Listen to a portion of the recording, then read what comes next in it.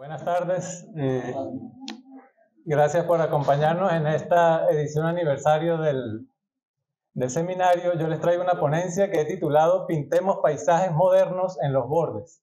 Ese borde que está en azul hace referencia al seminario, ¿no?, como tal, pero también a todos los bordes imaginables por ustedes, o sea, a las personas que están al borde, a los pueblos fronterizos, a las culturas periféricas, al sur global. Entonces, quiero que sea así de abarcante la cosa porque es, digamos, un paisaje panorámico. Quiero comenzar con un epígrafe que me gusta mucho de un pensador alemán que es Peter Sloterdijk, que dice: estar en el mundo significa estar en lo oscuro. Eso a priori parece una sentencia pesimista, pero si uno lo piensa fríamente, esa oscuridad de la que habla es otra cosa y ya la vamos a ver un poquito más adelante. Entonces, yo comienzo por plantearme una pregunta que es básicamente filosófica, porque el tema de este seminario es la memoria, ¿sí? Y es una categoría bastante amplia, ¿no? Pero cuando se trata de la memoria, estas preguntas son fundamentales. Son preguntas que sea lo que sea que nosotros hagamos en la vida, vale la pena hacérselas de vez en cuando. Entonces, ¿por qué y para qué pensarnos? Porque yo creo que la razón de ser del Seminario Bordes es un pensarnos, es el ejercicio del pensamiento, ¿sí? Entonces, a raíz de esta pregunta, que es como muy grande y muy ambiciosa, una pregunta que supone que hemos estado tratando de resolver, o sea, que sabemos pues que no tiene una respuesta, pero que tiene que ver con el paisaje de nuestro tiempo, que es un paisaje complejo y convulso. Pero esa pregunta grande nos lleva a otras preguntas que parecen más pequeñas, que es: ¿dónde estamos? ¿Qué hacemos? ¿Quiénes somos? Esas preguntas son complicadas porque generalmente generan respuestas parciales. Y la otra complicación es que se pueden responder de muchísimas maneras, ¿no? Y yo, con toda la mala intención del mundo, las voy a responder de esta forma. ¿Dónde estamos en la modernidad? ¿Qué hacemos? Ser parte de un sistema colonialista y capitalista de producción y consumo. ¿Quiénes somos? Somos sujetos modernos. Eso nos emplaza en un tema gigantesco, que creo que es un tema al que el Seminario Bordes le ha dedicado la mayor parte de sus ediciones, porque el tema es tan grande que dentro de él aparecen los otros temas, ¿no? Es este gran edificio que parece una mole, que en algunos momentos parece muy estable, ¿sí?, pero en otros también parece estarse derrumbando. O sea que es una especie de... es una paradoja, ¿no? Y creo que una de las cosas que hace el seminario es hacer crítica de la modernidad. Estamos hablando de la modernidad como gran tema, como el nombre de nuestro tiempo, ¿no? Y ese ejercicio no es nada nuevo, es una cosa que se viene haciendo desde bastante tiempo, y son muchos los pensadores que le han dedicado su vida y sus estudios a esto. Podemos recordar, por ejemplo, a Max Weber en el siglo XIX, el alemán, ¿no?, que él planteó tres categorías que son bien importantes para abordar la modernidad, que son la desacralización, el desencantamiento y la racionalización. Y Max Weber, uno de tantos, o sea, podemos hablar de Nietzsche, de Heidegger, de Habermas, y la lista es larga hasta llegar, por ejemplo, a mediados del siglo pasado, con la Escuela de Frankfurt, con pensadores tan influyentes como Horkheimer y Adorno, que hicieron críticas profundas a la modernidad. Pero fíjense que en el caso de Horkheimer y Adorno, ellos estaban preocupados por la televisión y la radio. En ese momento no existía internet. Nosotros estamos sumergidos en una sociedad hiperconectada. ¿Y por qué hago esta comparación? En el caso de la radio y la televisión, son aparatos que se pueden apagar. En la sociedad en la que nosotros vivimos, ya los aparatos son extensiones de nuestro cuerpo. O sea, la modernidad se ha entronizado y se ha vuelto una cosa bastante compleja y invasiva, sería la palabra. Yo iba a decir absorbente, ¿no? Estamos absorbidos por esa modernidad. Y otra de las cosas dentro de la crítica que se hace de la modernidad está la racionalidad, ¿no? y es que todos nosotros, la mayoría, estamos regidos por una forma de pensar que es la lógica, el pensamiento racional. Y eso está en plena consonancia con el desarrollo tecnocientífico que lleva nuestro proyecto civilizatorio, ¿sí? Y quiero aclarar desde un principio que, a pesar de que voy a hablar de cosas como muy ancestrales, yo no tengo ninguna intención de plantear regresos a estados rudimentarios, ¿no? O sea, no creo en eso. O sea, al punto que hemos llegado a nivel tecnológico, creo que ya no podríamos vivir sin esa tecnología. Para mí no tendría sentido. Habría que, como nombraba Otto ayer, en el caso del discurso de Donna Haraway, creo que tenemos que seguir con el problema y avanzar hacia otras instancias. Entonces, pero volviendo a eso de la racionalidad, que me interesa tocarlo rápidamente, esa racionalidad tiene unos bemoles, ¿no? Y les voy a leer una cita de un pensador boliviano en el cual me fundamenté bastante para esta ponencia, que es Juan Bautista Segales, y él respecto a la racionalidad dice lo siguiente: porque la razón calculadora o instrumental solo calcula, o sea que cuantifica y describe solamente una dimensión de la realidad, aquella que se somete a la sola cuantificación, y cuando la razón confunde esta dimensión de la realidad con toda la realidad, entonces no solo reduce la realidad, sino que también reduce y empobrece la razón y la humanidad. ¿Qué significa eso? Que estamos viviendo en una realidad empobrecida. ¿Empobrecida por qué? Por la racionalidad, ¿sí? Porque estamos viendo, por eso puse un cubito ahí abajo, estamos viendo solamente una cara de lo que la lógica también nos dice es un poliedro. O sea, la realidad no puede tener una sola cara, por lógica. Imagínense lo paradojal que es la modernidad, ¿no? Sabemos que no puede tener una cara y sin embargo vivimos de frente a una sola cara. Bueno, otra de las características importantes de esa racionalidad es que nos alejó bastante del pensamiento mágico. Un pensamiento que era el que nos gobernaba antiguamente, hace muchísimo tiempo. Un pensamiento que fue satanizado, que fue desestimado, pero sin embargo, a pesar de los intentos de Occidente por exterminarlo, no lo lograron, ¿no? Ese pensamiento mágico sigue estando presente y sobre todo en los bordes, en las periferias, sobre todo en Latinoamérica. Hay un sustrato de pensamiento mágico que está ahí vivito y coleando, muy asolapado, y que siempre anda en plan saboteo de lo otro, ¿no? De esa racionalidad que nos gobierna. Les hablaba de la secularización y quería leerles esta cita de un pensador panameño que se llama Abdiel Rodríguez, y él dice: la secularización que vino con la modernidad anuló también esa capa metafísica, es decir, la concepción de divinidades en los pueblos indígenas. Eso quedó como una cuestión esotérica, herejía de estos pueblos. En ese sentido, yo quiero invitarlos a hacer un ejercicio de imaginación rápido, ¿no? Imagínense a ustedes viviendo en una sociedad aborigen, ¿sí? Sabemos que esas sociedades eran politeístas.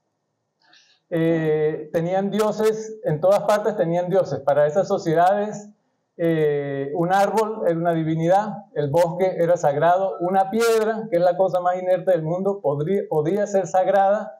El sol era un dios, la luna era un dios, las aguas eran sagradas, los animales eran dioses, el jaguar, la anaconda, dioses por todas partes, ¿sí? Entonces imagínense ustedes en una sociedad como esa. ¿Dónde nos puso a nosotros la tradición cristiana a Dios? Nos los puso muy lejos, nos los puso en el cielo, ¿no? Los que fuimos criados en la tradición cristiana, cuando nos dicen o hacemos el ejercicio de pensar a Dios, miramos es para arriba, para el cielo. Aunque teóricamente nos digan que Dios está en todas partes. Pero la verdad fue que nos lo pusieron muy lejos, y encima de lo que lo pusieron lejos, pusieron una burocracia de por medio. Habla con el cura, después con el obispo, después con el papa. O sea, Dios para el cristianismo es una cosa que está muy lejana. Ahora, volvamos al ejercicio de imaginación, de vernos a nosotros mismos en una sociedad aborigen. ¿Cuál es la relación que establece un ser humano con lo sagrado? Es una relación de respeto. Ahora imagínense viviendo ustedes en esa sociedad y todo lo que los rodea es sagrado. O sea, y la relación con todo eso es de respeto. O sea, ¿qué clase de vida es esa? Fíjense la vida que dejamos de tener, ¿no? Que es totalmente opuesta a la vida que tenemos en estas sociedades seculares, donde no tenemos absolutamente ningún respeto por la naturaleza, ninguno. Para nosotros es básicamente un supermercado. Suena feo, pero es así, es un supermercado en el cual buscamos materias primas, ¿sí? Entonces, bueno, estas son características de esta modernidad compleja en la que vivimos. Pero ese sustrato mágico es una cosa que el Seminario Bordes ha trabajado, porque esta ponencia también va de revisar un poco el seminario. Y en el 2019 le dedicamos la edición número 10 a la iconomagia, símbolos de nuestra memoria, también tenía que ver con la memoria. Pero no solo el seminario, sino que las líneas de investigación del grupo también están relacionadas con ese sustrato y ese pensamiento mágico. Por ejemplo, los estudios psicoanalíticos, que a pesar de que ya tienen bastante tiempo y han evolucionado, siguen, pues son personas que están muy cerca del mito, ¿no? Son estudios que siguen vestidos un poco de misticismo y que las ciencias todavía los ven con desconfianza, ¿no? El arte rupestre, por ejemplo, que el seminario también le ha dedicado bastante. El arte rupestre es un cúmulo de símbolos ancestrales, la mayoría de ellos son ininteligibles, algunos son susceptibles de interpretación, pero la misma arqueología los ve con desconfianza porque no generan datos concretos, generan datos especulativos e interpretativos.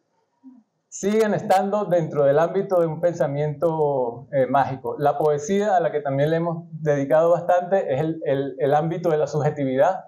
La poesía es bastante transgresora en ese sentido, a veces atenta hasta contra el propio lenguaje, porque el lenguaje a veces también es una dictadura y es una de las herramientas principales de la modernidad. Los discursos decoloniales, que también han tenido un espacio aquí bastante interesante en el seminario, lo transdisciplinario, que ha sido una de nuestras banderas, en contraposición del pensamiento sistemático, porque la ciencia lo que más apoya como construcción de pensamiento científico es el pensamiento sistemático, es un pensamiento que es progresivo. Aquí en el grupo de investigación, en el seminario, nos hemos dedicado a lo transdisciplinario, que es visto por los que hacen pensamiento sistemático con un poco de desdén, porque los que hacemos construimos pensamiento a partir de lo transdisciplinario, sacamos de aquí, sacamos de allá, digamos que eso es en alguna manera caótico, ¿no? Y es muy como subjetivo. O sea, la crítica que se le hace a la construcción de pensamiento transdisciplinario es que escoge como esa escogencia es subjetiva y es por intereses personales, ¿no? Son arbitrarios. Entonces, por eso ese tipo de pensamiento pues también puede estar entredicho. Y el arte contemporáneo, que es igualmente un constructo muy subjetivo, muy parecido a la poesía, algo que choca muchísimo con la sociedad actual, un constructo que se entiende muy poco, a veces ni los propios artistas lo entienden, ¿no? Y lo que es extraño es que todas estas cosas son hijas de la modernidad, pero son hijos rebeldes, o sea, son hijos que atentan contra sus padres, ¿no? Pero no son bastardos, pero son rebeldes, ¿sí? O sea, son hijos muy raros, ¿no? Y nosotros le hemos dedicado a esos hijos, ¿no? A darles crianza a esos hijos. Dentro de la modernidad también hay dos conceptos que son muy complejos, que no voy a tener tiempo porque el tiempo aquí es muy corto, que son la posmodernidad y la transmodernidad. Los filósofos actualmente han desestimado la posmodernidad como corriente filosófica, dicen que no existe algo como una filosofía posmoderna. Sin embargo, hay toneladas de literatura, yo podría llenar esta mesa de libros sobre la posmodernidad, ¿sí? Pero para ser así como muy reduccionistas, voy a decir que el sujeto moderno que está cansado, que siente nostalgia por el paraíso perdido, que es pesimista respecto al futuro, que dice que de este sistema capitalista y de producción no vamos a salir nunca, ese sujeto es el sujeto posmoderno, ¿sí? Y el sujeto transmoderno es aquel que se sabe secuestrado, pero que anda tanteando posibilidades. O sea, la diferencia entre uno y otro es que hay uno que es pesimista y el otro que es optimista, básicamente, así lo veo yo, ¿no? Eso porque son conceptos muy, muy, muy complejos, hay literaturas extensísimas sobre eso, pero bueno, como les dije, estoy siendo reduccionista. Entonces, de ese ejercicio de por qué pensarnos, es necesario pasar al cómo pensarnos. Y tenemos que tener en cuenta que la modernidad, la tendencia ha sido concentrar el pensamiento en el centro, lo eurocéntrico, ¿no? Y de ahí se riega a las periferias. Entonces, ¿eso qué ha generado? Un mundo asimétrico, eso ya lo sabemos, ¿no? Pero entonces eso significa que la modernidad ha sido una para Europa y una muy, muy distinta para Latinoamérica, y eso también lo sabemos en carne propia. Entonces, bueno, sabiéndonos los periféricos, ¿a qué deberíamos aspirar? Y ahí es donde viene la pregunta, ¿cómo pensarnos? Y en este punto quiero ser propositivo, porque yo tiendo a ser muy quejumbroso cuando me pongo a hablar de estas cosas, ¿no?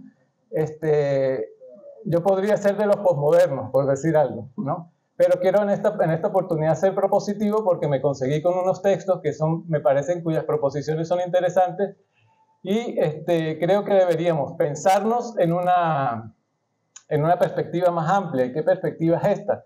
Regreso a este autor que les digo, que se llama Bautista Segalés, el boliviano, y él dice lo siguiente: porque es cierto que la pregunta, por lo que sea la filosofía y el pensar, es un interrogante histórico y en este sentido hace referencia al destino. Pero ahora, la forma de la pregunta ya no se dirige a la existencia europea occidental, o como en nuestro caso la existencia latinoamericana, sino a la existencia de la humanidad. ¿Qué está planteando Segalés ahí?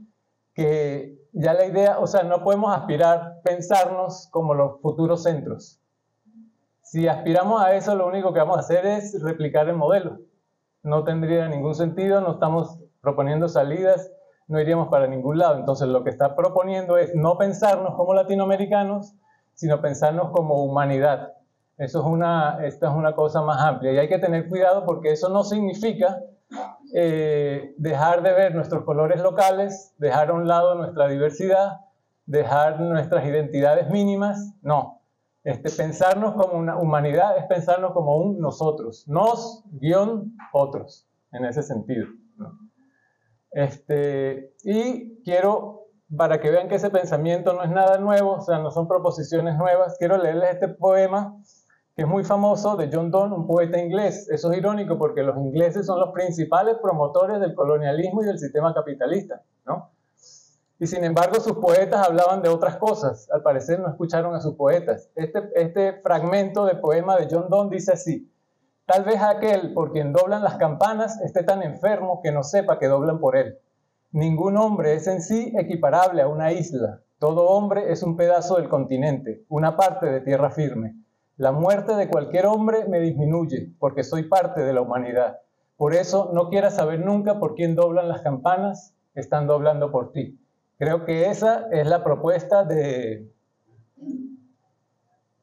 cómo pensarnos, ¿no? Pensarnos como humanidad.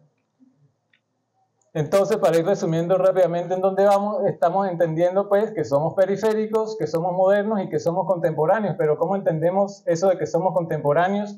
Aquí me apoyo en Giorgio Agamben, que dice que contemporáneo es aquel que mantiene la mirada fija en su tiempo para percibir no sus luces, sino su oscuridad.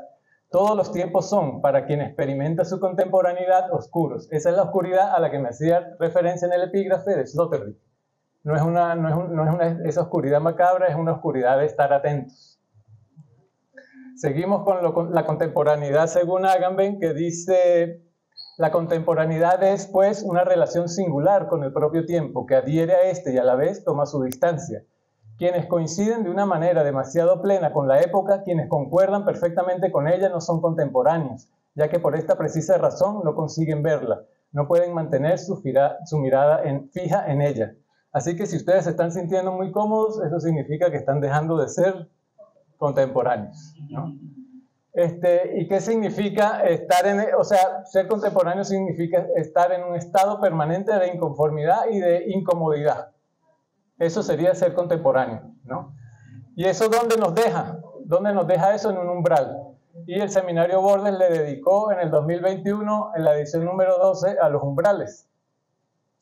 Y hay algo interesante de los umbrales, que es que en la periferia son más cálidos.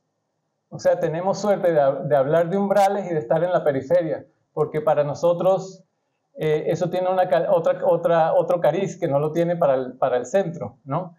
Y es que, ¿qué pasa en la periferia y en los bordes que no pasa en el centro? Que es que el pasado y lo arcaico suelen tener mayor proximidad, ¿sí? Porque como les decía, la modernidad desde los centros se irradia hacia las periferias. O sea que a nosotros no llega con esa brutalidad, ¿sí? Por eso a veces decimos, esta ciudad no termina de ser ciudad, parece un pueblo, ¿sí? Porque es que la cosa no termina y lo mismo podríamos decir de Venezuela, y lo mismo podríamos decir de Latinoamérica, porque todas son periferias, ¿no? Pero ¿qué pasa en esas periferias? Que estamos más próximos a lo arcaico, ¿sí? Y esa es otra experiencia de vida muy distinta, ¿no? Que nos permite pensar de otra manera. Y ese pensar de otra manera tiene que ver con un pensamiento decolonial, y tiene sentido esto de aquellos que promueven llamar al continente, dejar de llamarlo Latinoamérica para llamarlo Abya-Yala, ¿no? Que fue el nombre que le dio el pueblo Puna, que es un pueblo que habita entre Panamá y Colombia. Abya-Yala traduce como tierra floreciente o tierra viva. Pero es que si uno se pone a revisar, los invito a que revisen el origen de la palabra Latinoamérica, es básicamente una imposición francesa.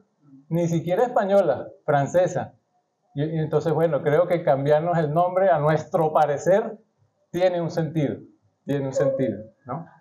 Para seguir un poco en la línea de este señor Bautista Segales, quiero leerles esta cita que dice: el pensamiento europeo occidental siempre fue, desde el principio, un pensamiento no solo situado, sino un pensamiento que se pensaba a sí mismo como cultura y civilización, pero de espaldas a la realidad toda.